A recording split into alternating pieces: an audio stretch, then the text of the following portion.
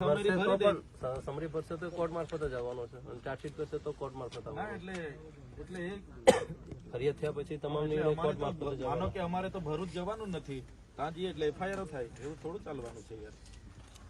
એટલા માટે અમે કહીએ છીએ શાંતિથી રહો, અમે બી શાંતિથી તમે સૌ કોઓપરેટ કરીએ છીએ. એમાં કઈ તમારે ને અમારે બોલીને કઈ એનો કોઈ નિરાકરણ આવવાનો નથી. નહીં તો બરોબર છે.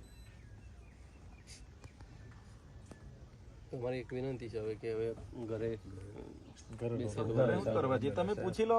એફઆઈઆર હમણાં નથી એફઆઈઆર રદ કરતા હોય તો હમણાં અમે જતા રહીએ. અમને તો કોઈ વાંધો, અમે તો હમણાં મયતોમાં બધા અમારા પ્રસંગો ગોઠવાયેલા જ છે. ના બરોબર છે. હા, તમે આટલી બધી મને જીબાજોડી કરો છો, બરાબર. જે પીઆઈએ ને જે પીએસઆઈએ મારા પર ખોટી ફરિયાદ કરી છે, મારા સમેત અમારા 13 આગેવાનો પર અને રાજપાડીમાં તો 70 લોકો પર. હવે 70 લોકોને મેં કોર્ટમાં તારીખોમાં કઈ રીતના લઈ જવા? એટલા લોકોને મારે કોર્ટમાં લઈને ફરિયાદ કરવાની કોર્ટ નહીં બોલાવે. એટલા માટે તમે ઘરે જવામાં મને વાંધો નથી. તમે પૂછી લો તમારા એ તપાસ અધિકારીને, ભાઈ આ એફઆઈઆર ખોટી છે, રદ કરવાના છો કે કેમ? સમારી ભરી દે તો અમે હમણાં ઘરે જઈએ. અંગ્રેજોના શાસનમાં પણ આવી પદયાત્રાઓ પર એફઆઈઆર નથી થઈ. આ 4 કામદારોને અમે 30-30 લાખ રૂપિયા કંપનીમાં જઈને ઉભા રહીને વળતર અપાવ્યું, અમારી ભૂલ છે.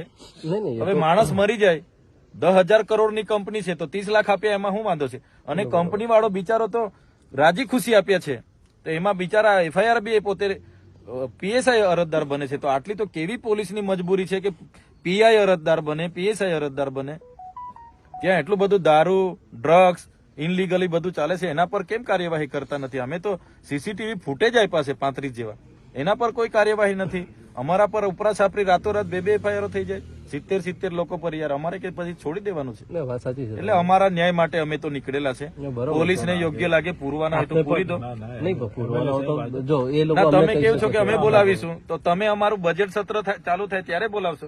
તમે અમારી આયોજનની મીટિંગો વખતે બોલાવશો? અમારા લોકોનું કામ કોણ કરશે પછી? ના, એટલે અમે આજે અમારી પાસે ટાઈમ છે, મહિનો. તમે આ ડિસેમ્બર જાન્યુઆરી છે, પૂરી દો. અમારું પછી બજેટ સત્ર ચાલુ થશે ત્યારે અમારે લોકો માટે અમારે વિધાનસભામાં બેસવું પડે છે. ત્યારે પછી તમે જેલમાં બેહાડી રાખશો તો લોકો માટે કોણ બોલશે? અમારે જેલમાં જવાનું ક્લિયર થતું નથી. બીજું ઉપરાચાપરી એફઆઈઆર એટલા માટે કરેલી છે કે આ ભાઈ માથા ભારે, એટલે ખરી ચૂંટણીમાં મને અહીંથી તડીપાર કરી દીધો હતો. એટલે આવી રીતના હમણાં બજેટ સત્ર છે, લોકો માટે કઈ માંગશે, બજેટમાં ઉઠાવશે, સરકાર સામે બોલશે, એટલે હવે તમારે પાછી પાસા કરવાની, તડીપાર કરવાની તજવીજ ચાલે છે. ભરૂચ પોલીસ કરે છે. એટલે તમારે તો જે કરવા, મને તો કોઈ વાંધો નથી. 5 વર્ષ નહીં 10 વર્ષ જેલમાં રાખો, પણ અમારા લોકોનો અવાજ કોણ કરશે પછી? એટલે જેલથી મને ફેર નહીં, ત્યાં બી મને રોટલી શાક ખાવાનું મળવાનું જ છે, બધી જગ્યાએ મળે છે. એટલે એનાથી મને કઈ વાંધો નથી. પણ અમારા લોકોનો અવાજ દબાઈ જાય છે. કોણ કામદાર માટે બોલશે પછી? કોણ આદિવાસી માટે બોલશે? વાત બરાબર છે, તમે બોલો જ છો, તમે અમારો અવાજ દબાવી દેવો યાર. ઘરે રાતે પોલીસ મોકલી આપો.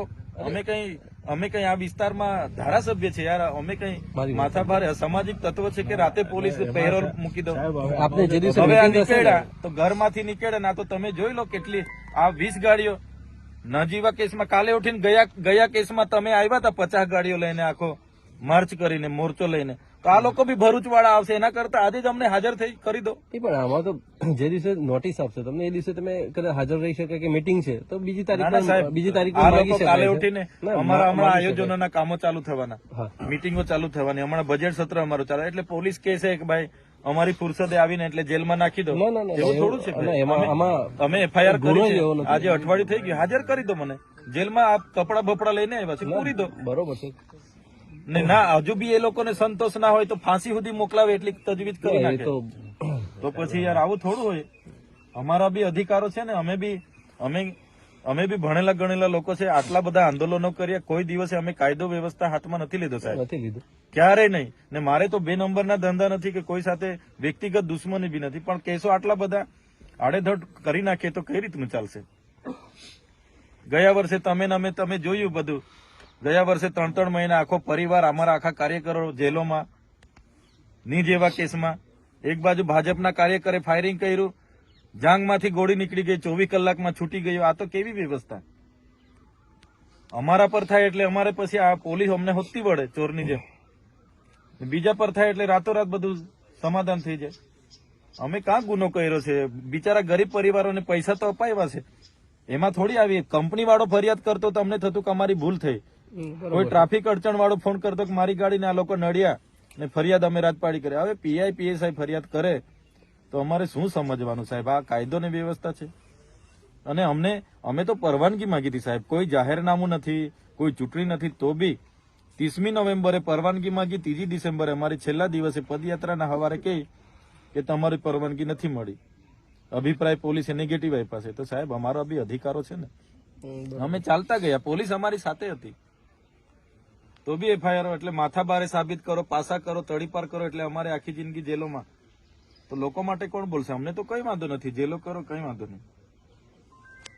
એટલે તમે ત્યાં વાત કરી લો, અમે ત્યાં જઈએ છીએ, હાજર વાત થઈ. કરી લીધી છે સાહેબ આપણા એસપી સાહેબ ને બીકો, એમના જોડે નર્મદા પોલીસ સાહેબ જોડે SP સાહેબ જોડે પણ વાત સહકાર આપે. ભરૂચ પોલીસ નો મામલો છે, આપણે શું કરવા જીબાજોડી કરીએ છીએ? જો અમારા માટે બધું સરખું છે, આખું નહીં તો ગુજરાતમાં સરખું અમારે છે, પોસ્ટિંગ પણ તમારે કેવાથી પેલા થોડા એફઆઈઆર રદ કરવાના. એ તો અમે રદ ના કરી હા, તો શકીએ. જવા દો ને, અમને અમારા વકીલો બધા રાહ જોઈએ છે. કોર્ટ સિવાય કોઈ રદ નહીં કરી શકે, હું આપને કહું. ના, કોર્ટની પ્રોસેસ તો અમે કરવાના છે કે જેટલી એફઆઈઆર થાય એ કોર્ટમાં જ અમારે કર્યા કરવાની.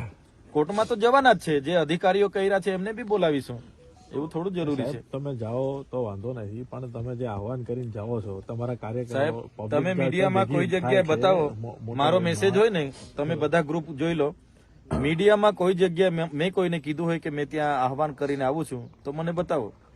પણ એવા મેસેજ છે સાહેબ તમારા ગ્રુપમાં હોય તો બતાવો. મેં તો સાંજે પોલીસના ફોન આવ્યા હતા, પોલીસને મેં કીધું કે હું કાલે જાઉં છું.